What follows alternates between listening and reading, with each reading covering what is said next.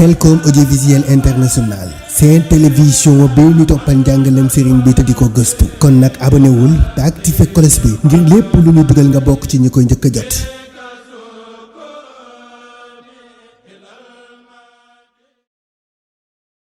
جزاك ربك في دارين يا حسن خيرا بجاه الذي من أجله العزن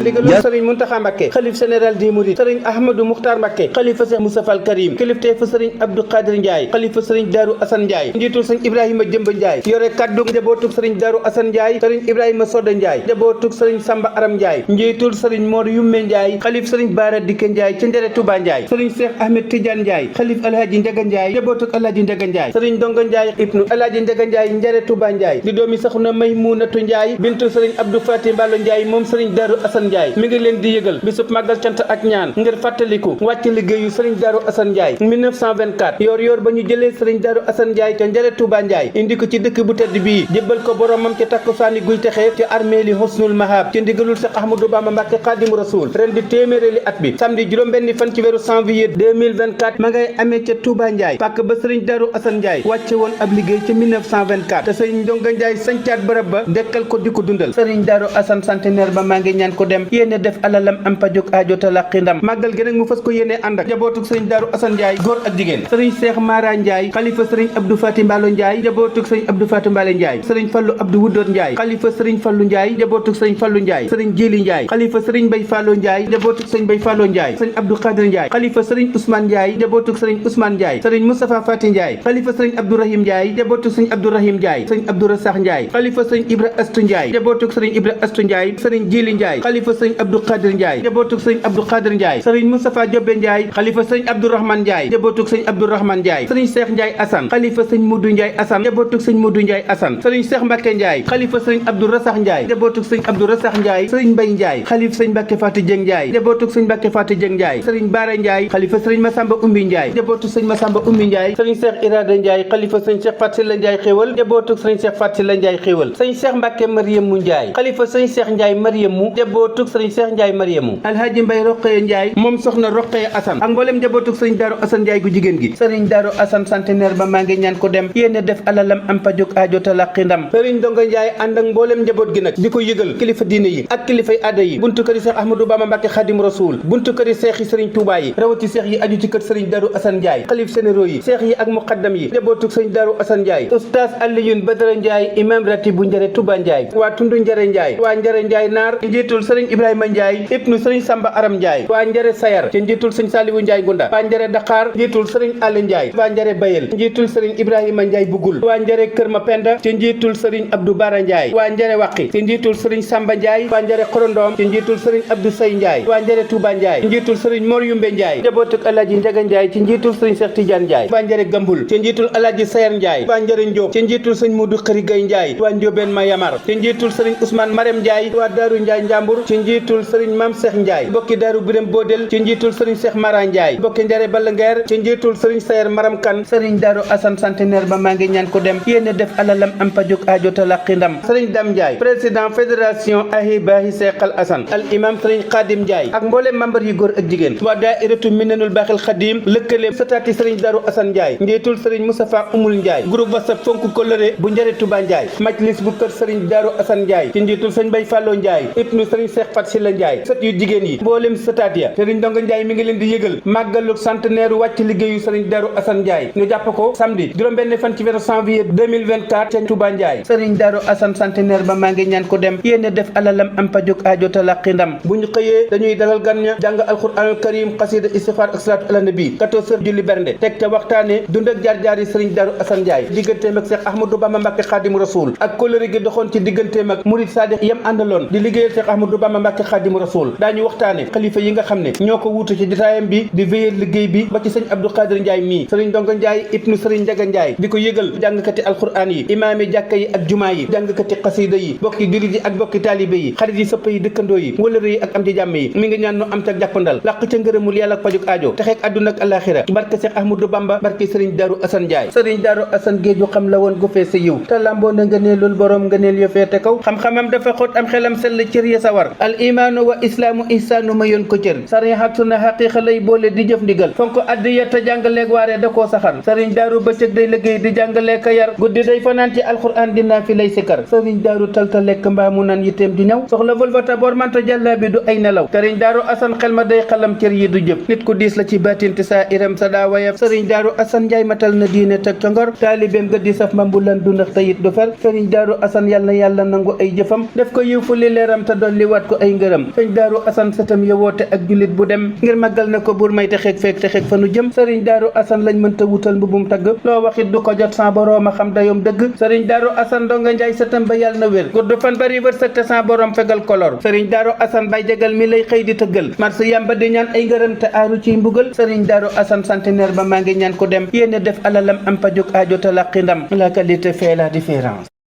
jazaaka rabbuka fi daarayni yaa hasanu xayran bi jaahi allazi min ajlihi al-azanu Xelcom audiovisuel international seen télévision bi ñu toppal njàngalem sëriñ bi te di ko gëstu kon nag abonné wul te activé cloche bi ngir lépp lu ñu dugal nga bokk ci ñi koy njëkk a jot